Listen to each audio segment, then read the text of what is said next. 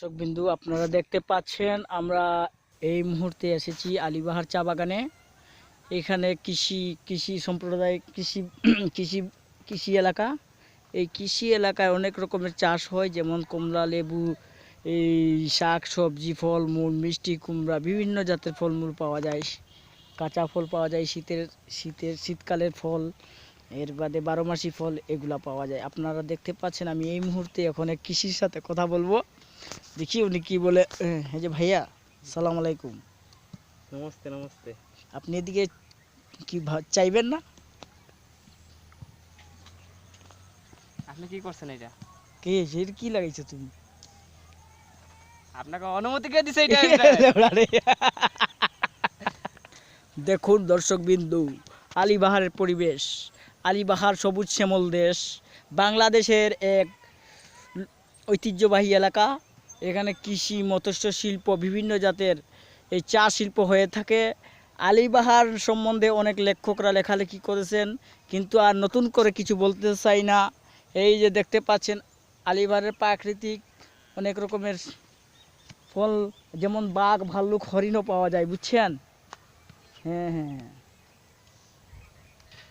এখানে সমুদ্র একটা আছে, সমুদ্র পরে যাব, পানি সংগ্রহ করেন, এই ঝাঁঝরি দিয়ে পানি সংগ্রহ করে গাছে সেচ করে। হ্যাঁ দর্শক বিন্দু আপনারা দেখতে পাচ্ছেন আলীবাহারের এক কৃষক, উনি ক্ষেতে চাষ করছেন। হাল মনে সম্ভবত নাই। আমাদের মন্ত্রণালয় থেকে ওনাদেরকে কিছু দেওয়ার জন্য আমরা চেষ্টা করব। বিরাট জমি নিয়ে উনি কৃষি করছেন। বিগত 10 বছর ধরে ইনি সাফল্য লাভ করেছেন। এবার মনে হয় আলু চাষ করবে বা বিভিন্ন, ওনার মুখ থেকে শুনবেন আপনারা।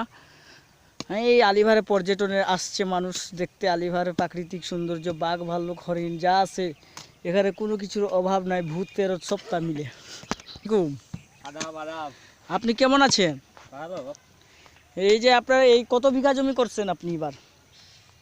প্রায় 10 বিঘা জমি। 10 বিঘা জমি করছেন আপনি কুদাল মেরে মেরে? হ্যাঁ। এত পরিশ্রম করছেন আপনারা। দেখেন দর্শক বিন্দু, এই লোকটা কত পরিশ্রম করতেছে। এই লোকটি 10 বিঘা জমি করছে শুধু কুদাল মেরে মেরে। এখন এই প্রযুক্তির যুগে এগুলা কি সম্ভব? আপনারা বিচার করুন। আচ্ছা ভাইয়া, এই যে আপনি এত পরিশ্রম করতেছেন, এখানে কি চাষ করবেন?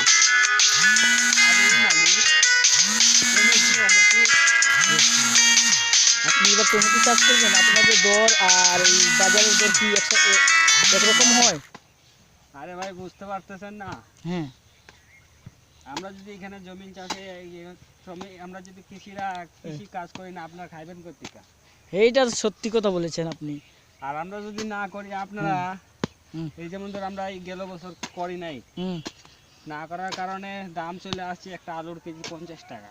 হ্যাঁ হ্যাঁ, টমেটোর কেজি আপনার 80 টাকা। হ্যাঁ, এখন যদি আমরা না করি, আপনার এখানে মূল্য বৃদ্ধির খালি দিন দিন বাইরে যেতে পারে। হ্যাঁ হ্যাঁ হ্যাঁ, ঠিক। এখন আমি চাইছি যে আপনি এই অতি পরিশ্রম না করে আপনি প্রযুক্তি ব্যবহার করেন না কেন? প্রযুক্তি আপনারা যদি দেন তা আমরা করবো। আপনারা কি এই কৃষি মন্ত্রণালয়ের সাথে যোগাযোগ করেছেন? ওনারা খবিস ওনাদের কথা বলবেন না। এভাবে প্রত্যেক বছর আইসা আমাদের মিষ্টি কথা কইয়া কয় এটা দিমু ওইটা দিমু কইয়া আর যেমন দেয় না, পরে যে যাই আর খবর নাই। প্রত্যেক বছর আপনাদের মতো লোক আইসা আমাদের কাছে ওই সব কথা কইয়া কি জানি একটা নিয়ে আসে, আইয়া আমার দিকে রাখিয়া তাই আপনার মতো প্রশ্ন করে। আচ্ছা, এখন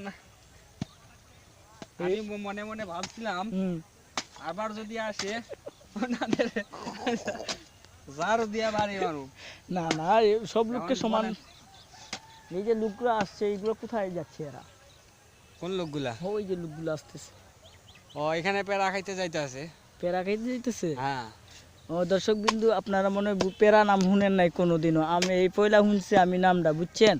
এখন আপনারা যদি শুনতে চান ওনার সম্বন্ধে আরও কিছু সংযোগ, আপনি সরাসরি যোগাযোগ করতে পারেন আলীবাহারে উনি থাকেন, আলীবাহার চা বাগানে। অবশ্যই ওনার বিশ্বস্ত কৃষি মন্ত্রণালয়, ওই বিভিন্ন জাতের শিল্প কারখানা আছে, আপনারা আসে যোগাযোগ করবেন। আর আমার অনেকগুলো আছে কারখানা। হ্যাঁ, আপনার কি কি কারখানা আছে? এই যেমন ধরেন আমি নিজে সব কিছু ইয়ে করি, হুম। যেমন ধরেন এই যে কোদাল ছেড়ে দিতেছি, কোদালই তো এটা তো আমার পারিশ্রমিক, আমি চাইলেই কিন্তু ট্রাক্টর দিয়ে হাল বাই দিতে পারি, ও কিন্তু হাল বাইব না হুম যদি নিজে কষ্ট করি, হুম 2 টাকা পাই। হুম।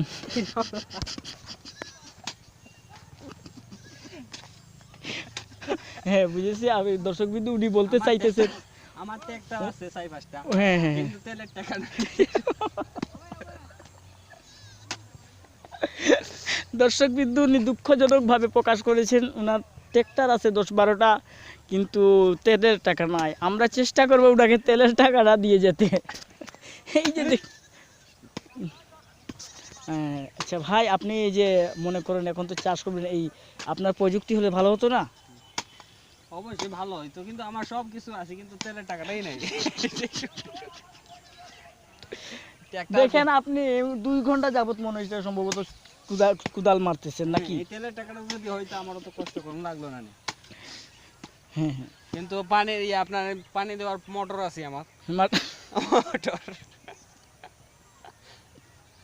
তা আপনি পানি সেচ করেন কিভাবে? এই তো হাত দিয়ে তুলি, মোটর হইলে কি হইব, এখানে কারেন্ট আছে, টাকা লাইন এই দেখেন আমি 2 ঘন্টা যাবত আপনার এখানে ঘুরেছি, ঘুরে ফিরে দেখলাম আপনি সর্বোচ্চ শ্রেষ্ঠ এই কৃষি মন্ত্রণালয়তে আপনি কৃষিতে সার্টিফিকেট প্রাপ্ত। কত লাগাইছি, আলু লাগাইছি, টমেটো লাগাইছি, মরিচ লাগাইছি, কত কি লাগাইছি দেখতে পাচ্ছেন না?